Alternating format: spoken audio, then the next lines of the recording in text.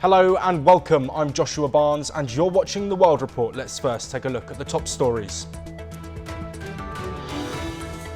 Israel's army has been ordered to allow the voluntary departure of Gaza Palestinians after Trump's controversial announcement over Gazan resettlements and US takeover plans.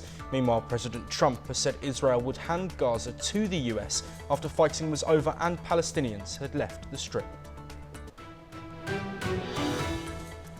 Russia says it is battling a new Ukrainian offensive in Kursk as Kiev offers a humanitarian corridor for civilians. Meanwhile, President Zelensky's forces have been bolstered by the arrival of French and Dutch fighter jets. US President Donald Trump has signed an executive order authorizing sanctions against ICC investigators. Those within the organization who are investigating US citizens or US allies, such as Israel, will face economic and travel sanctions. A US judge has temporarily halted President Trump's plan to offer a buyout to around 60,000 federal workers. The White House says around 40,000 have accepted the offer to resign as Trump's administration works to slash the size of the federal government. Amid the ongoing ceasefire, Israel has ordered the military to allow Gazans to leave if they wish to. This comes as US President Donald Trump expressed plans for US to take over Gaza. His plan has been criticised across nations. Here is the report. Just as the Palestinians began to settle in their homeland, Israel issued orders for its army to enable voluntary departure for Gaza residents. Israel's Defense Minister Israel Katz said Gazans should have freedom of movement and migration, and countries critical of Israel's war with Hamas were obligated to take them in. החמאס השתמש בתושבי עזה כמגינים אנושיים ובנה תשתיות טרור בלב האוכלוסייה וכעת מחזיק בהם כבני ערובה, סוחט מהם כספים תוך שימוש בסיוע ההומניטרי ומונע את יציאתם מעזה. יש לאפשר לתושבי עזה ליהנות מחופש יציאה והגירה כפי שנהוג בכל מקום בעולם. This is in line with US President Donald Trump's proposal for the US to take over the territory and resettle its 2.1 million Palestinians elsewhere. Trump has also said that Gaza would be turned over to the US by Israel at the conclusion of fighting. Israeli President Benjamin Netanyahu described the Trump plan as a remarkable idea. כפי שאתם יודעים, נפגשתי שלשום עם הנשיא טראמפ בפגישה היסטורית שהיא תפנית אדירה לעתיד ישראל. הוא העלה בפגישה הזאת גם את הרעיון שלו לגבי עזה, לגבי היום שאחרי חמאס. ואני חושב שכדאי להקשיב טוב טוב לרעיון הזה שהוא הרעיון המקורי. However, the Palestinian presidency reiterated its rejection of the plan, which it has said would violate international law, and insisted that Palestine is not for sale. Hamas accused Katz of trying to cover up for a state that has failed to achieve any of its objectives in the war on Gaza and said Palestinians would refuse to leave. Trump's plan has received criticism from other nations as well. Egypt has said it will incite a return of fighting, while Jordan has warned it will spread chaos in the Middle East and jeopardize its peace with Israel. With the involvement of US President and Israel's continued operations in Gaza, the lives of the Palestinians and future of the ceasefire is on stake. Bureau Report, NewsX. We'll now take a look at the latest updates from across North America. The Kenyan police have deployed an additional 144 officers to Haiti. The contingent was greeted at the international airport in Port-au-Prince by the interim Prime Minister and the head of Haiti's Presidential Transition Council. This marks the second foreign deployment in recent days following the arrival of 60 Salvadoran officers on Tuesday. Kenya is leading the mission to support Haiti's national police in their efforts to counter gangs that control large parts of the country. US Secretary of State Marco Rubio has announced that he will not attend the upcoming G20 meeting in Johannesburg, South Africa. His decision came just days after President Trump threatened to cut off funding to the country. Rubio stated his view that South Africa is confiscating land and that certain classes of people were being treated very badly. In response, the South African president defended the country's land policy, asserting that no land had been confiscated and that the policy aimed to ensure equitable public access to land. Officials reported that 58-year-old Kenneth Eugene Smith was pronounced dead at an Alabama prison after inhaling pure nitrogen gas through a face mask, causing oxygen deprivation. The execution lasted approximately 22 minutes. While the state described the method as humane, critics condemned it as cruel and experimental. This marked the first use of a new execution method in the United States since the introduction of the lethal injection. The US president had previously proposed the idea of building a grand ballroom in the White House to past administrations. Now Trump appears determined to pursue this vision during his second term. On Wednesday, he stepped up to the East Room podium to sign an executive order aimed at barring transgender women and girls from participating in women's sports. During this key moment, he mentioned his plan for a ballroom. US Secretary of State Marco Rubio oversaw the seizure of a second aircraft belonging to Venezuela's leftist government in less than a year. He travelled to a military airstrip in Santo Domingo, where a Dominican Republic prosecutor and a US law enforcement representative jointly taped a sign reading "Seized" on a Dassault Falcon 200 jet bearing a Venezuelan flag. In an interview, he expressed gratitude to the Dominican Republic for its cooperation and participation with the US justice system. Michael Jones, a pilot from Canada, used his flight path to draw out a massive maple leaf and, in the process, send a subtle but pointed message to his US neighbours. He showed Trump exactly what he thinks of the US president's recent moves. He skillfully piloted his two-seater Grob G115 on a 2-hour trip around southwestern Ontario on Wednesday morning.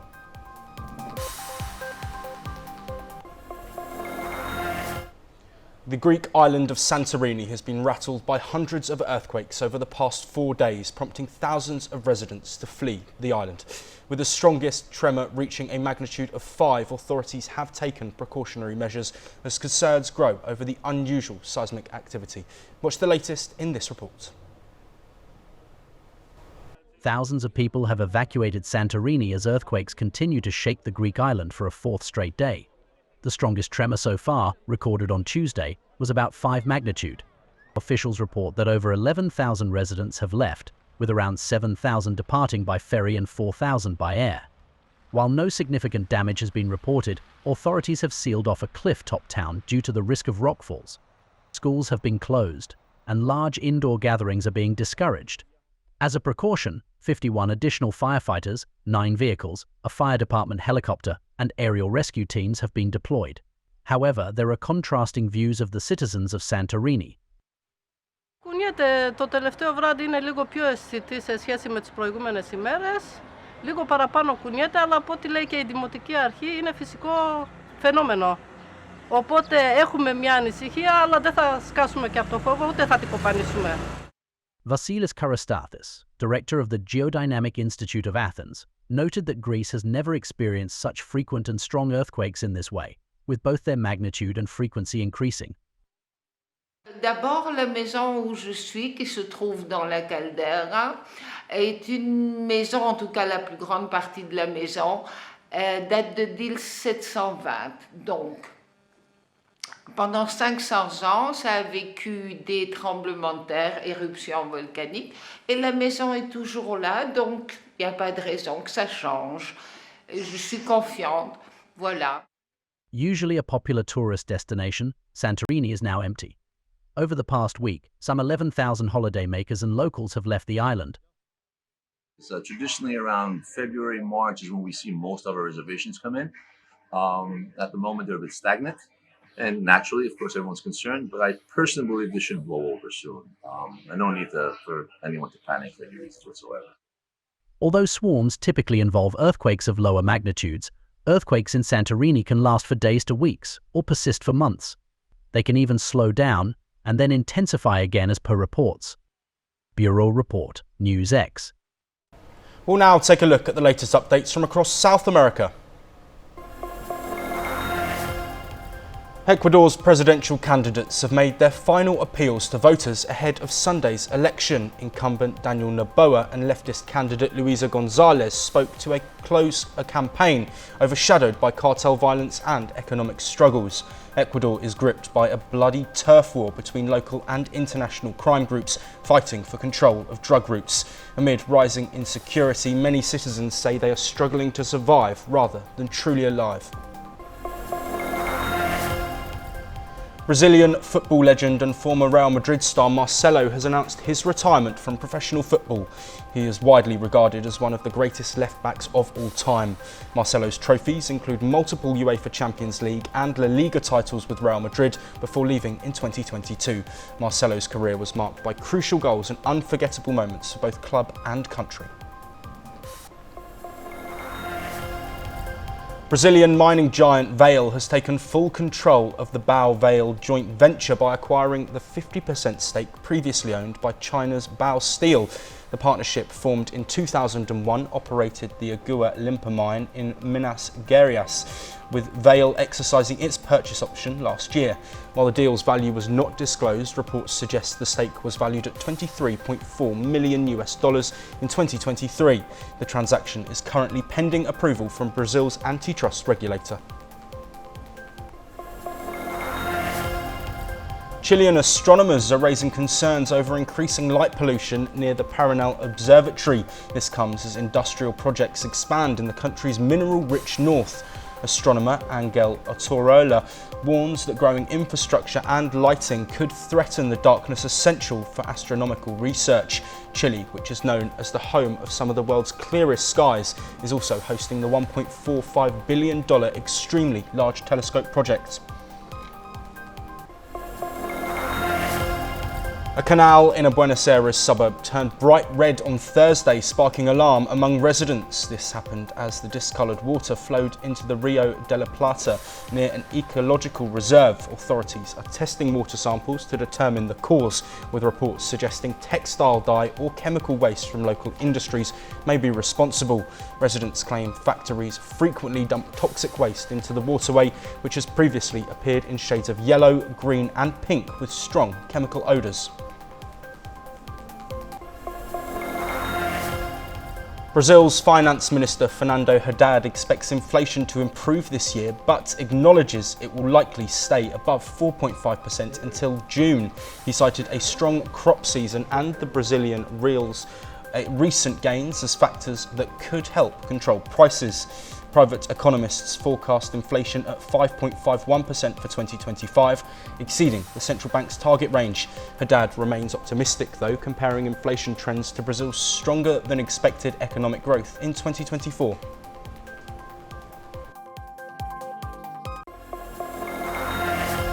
US President Donald Trump has imposed sanctions on the International Criminal Court, calling its investigations against the US and Israel illegitimate. Here's more on the development that's shaking international diplomacy. US President Donald Trump slapped sanctions on the International Criminal Court for illegitimate and baseless investigations targeting America and its ally Israel. Trump signed an executive order saying the court in The Hague had abused its power by issuing an arrest warrant for Israeli Prime Minister Benjamin Netanyahu, who held talks with the US president on Tuesday. He ordered asset freezes and travel bans against ICC officials, employees and their family members, along with anyone deemed to have helped the court's investigations. The names of the individuals were not immediately released, but previous US sanctions under Trump had targeted the court's prosecutor. Neither the United States nor Israel are members of the court. There is no immediate reaction from the ICC, but the Netherlands, the court's host country, said it regrets Trump's sanctions order. The sanctions are a show of support after Netanyahu's visit to the White House, during which Trump unveiled a plan for the United States to take over Gaza and move Palestinians to other Middle Eastern countries. Bureau Report, NewsX. Let's now take a look at the latest news updates from across the Indo-Pacific region. Taiwan's defense ministry announced that it has detected 6 Chinese balloons off its main island. The balloons were sighted multiple times over the past 24 hours. The devices were detected flying at an altitude of 16,000 feet to 20,000 feet. Taiwan also spotted 9 Chinese military airplanes and 6 Navy ships operating around its island. The Taiwanese government views these actions as harassment. Vice President of the Philippines, Sara Duterte, says she is still debating a run for president. This comes despite her dramatic impeachment this week by the House of Representatives. In her first public comments since the impeachment, she said the case was now in the hands of her lawyers. Following the House's impeachment vote, the Senate is due to rule on whether to remove her from office. If convicted in the Senate trial, she would be barred from running for future public office. Thai police have requested Parliament's permission to summon a Bangkok MP, Chayawampran. This comes after allegations of the Thai lawmaker raping a tourist. This comes after a Taiwanese tourist told police that the MP raped her at a hotel on January the 9th. Since he is a serving lawmaker, Parliament's permission is required to question him. Hong Kong will file a complaint with the World Trade Organization against heightened US tariffs on its goods. A spokesperson for the financial hub said the US tariffs are grossly inconsistent with the relevant WTO rules. He added that the government strongly opposes the measures. Hong Kong Commerce Ministry said mainland China also filed a similar complaint with the WTO.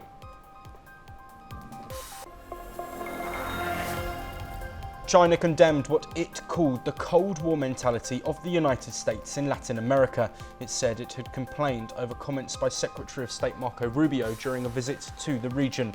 Chinese Foreign Ministry spokesperson said Rubio's remarks unjustly accused China, and deliberately so, to discord between China and relevant Latin American countries.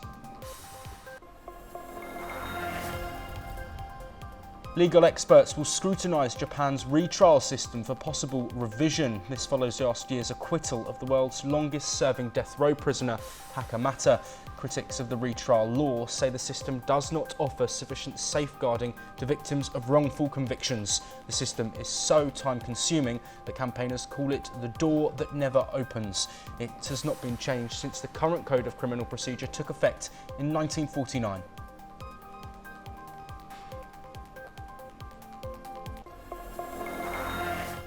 A federal judge has temporarily blocked the Trump administration's controversial fork in the road buyout offer. The program, which would have allowed federal employees to resign with continued pay, has sparked legal challenges from unions. A hearing is scheduled for Monday to determine its future. The outcome could impact over 2 million federal workers. Here's the latest. A federal judge of US has temporarily blocked the Trump administration's controversial employee buyout offer, known as the Fork in the Road program. US District Judge George O'Toole Jr. set a hearing to discuss further action on the buyout plan, which had been set to expire soon. Well, the last time I checked in with Office of Personnel and Management, there was more than 40,000 individuals, federal workers, who had accepted the buyout program. We expect that number to increase, and that alone, just the 40,000, again, we expect it to increase. It's going to save the American people tens of millions of dollars, and we encourage federal workers in this city to accept the very generous offer. If they don't want to show up to the office, if they want to rip the American people off, then they're welcome to take this buyout, and we'll find highly competent individuals who want to fill these roles. The temporary halt came after 4 major unions, representing 800,000 federal workers, argued the buyout offer was unlawful and would jeopardize the functioning of the federal government. At the heart of the dispute, the buyout offer would have allowed federal employees to resign voluntarily, with the promise of continued pay through September 2025. The Department of Justice indicated they would notify affected federal workers, though it remains unclear how many employees had accepted the offer before the deadline was temporarily suspended. The unions, which represent a large portion of federal employees, contend that the Fork in the Road directive could lead to widespread destabilization within key government services. Both sides prepare for Monday's hearing. The future of this buyout offer hangs in the balance, and its implications for federal employees remain uncertain. Bureau Report, NewsX. Let's now take a look at the latest from across the world of business. Amazon will allegedly invest over $100 billion in AI in 2025, focusing on AWS. Jassy says AI is the biggest tech shift since the internet. Meta, Microsoft and Google also announced massive AI spending. Amazon spent $26.3 billion on capex last quarter, expecting more next year. Jassy says lower AI costs won't reduce overall investment. Asian stocks edged up ahead of key US payroll data while the yen hit a 2-month high on rate hike expectations. China's measured trade response allowed investors to focus on AI, boosting Hong Kong and mainland stocks. US markets remained mixed amid tech sector weakness and economic data awaited. The Japanese yen surged over 2% this week, while sterling held steady above a bow rate cut. Gold neared record levels and oil prices rose slightly but remained on a losing streak. Tesla has upped Model X prices in the US by $5,000, with the base model now at approximately $85,000. The Plaid variant also jumped to around $100,000 following a similar Model S price hike in December. Tesla did not explain the increase but has been working to cut production costs. In the fourth quarter, material and labour costs hit their lowest levels amid falling raw material prices.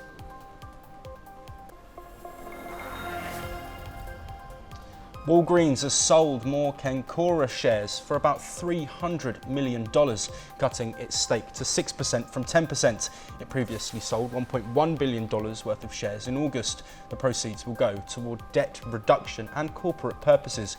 Walgreens said the sale won't affect its long-term partnership with Cencora. The IMF expects the Bank of Japan to raise interest rates again this year and reach a neutral level by 2027. Japan's economy is projected to grow 1.1% in 2025, supported by rising wages and stronger domestic demand. The IMF urges Japan to shift spending toward long-term growth and implement a fiscal consolidation plan. Prime Minister Ishiba faces pressure to increase spending despite risk to Japan's high debt. Pinterest forecasted strong Q1 revenue driven by AI-powered ad tools, sending shares up 19%. Global monthly active users hit a record 553 million, boosted by Gen Z and shoppable content. Q4 revenue rose by 18% to $1.15 billion, slightly above estimates. The company expects adjusted core earnings up to $170 million, surpassing analysts' expectations. The largest US government workers' union and a foreign service association have sued the Trump administration. They accuse it of illegally dismantling US aid, creating a global humanitarian crisis. The lawsuit challenges Trump's freeze on foreign aid and abrupt staff layoffs. Let us take a look in this report. The largest US government workers' union and an association of foreign service workers sued the Trump administration on Thursday. This move is in an effort to reverse its aggressive dismantling of the U.S. Agency for International Development. The lawsuit, filed in Washington, D.C. federal court by the American Federation of Government Employees and the American Foreign Service Association, seeks an order blocking what it says are unconstitutional and illegal actions that have created a global humanitarian crisis. Those actions include President Donald Trump's order on January 20th, the day he was inaugurated, pausing all U.S. foreign aid. That was followed by orders from the State Department halting USAID projects around the world, agency computer systems going offline and staff abruptly laid off or placed on leave. The lawsuit names Trump and the State and Treasury departments as defendants. The White House and the departments did not immediately respond to requests for comment. Bureau Report NewsX. Now some news updates from across Europe.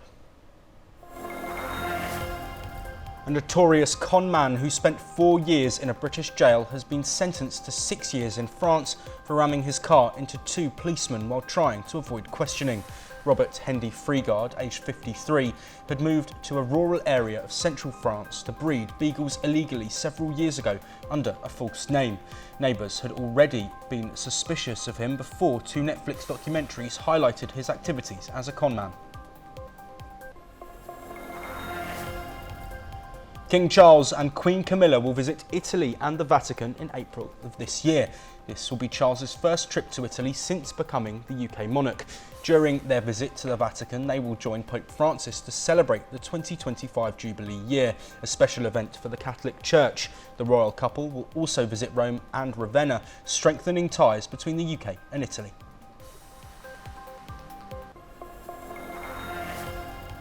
A mass shooting at Campus Rigsberger in Örebro on February the 4th has left 11 people dead, including the gunman, Rickard Andersson.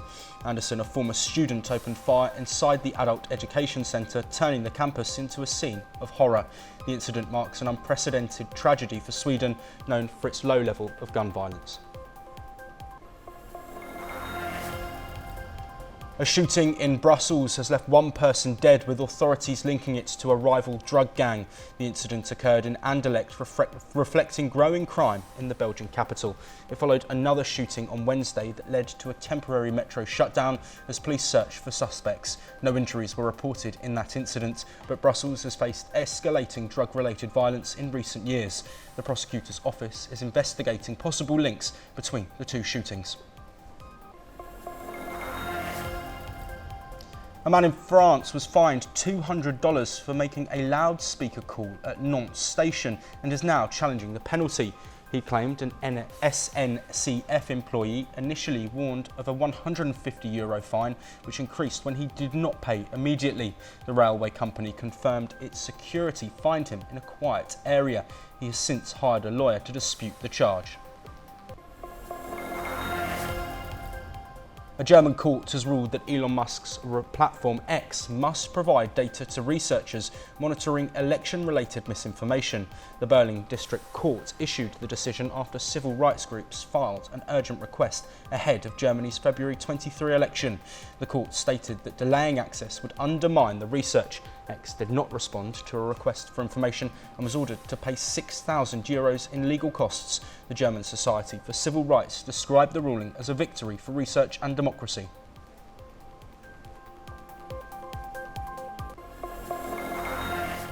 That is unfortunately all we have time for, but we'll be back very soon with more of your latest international news.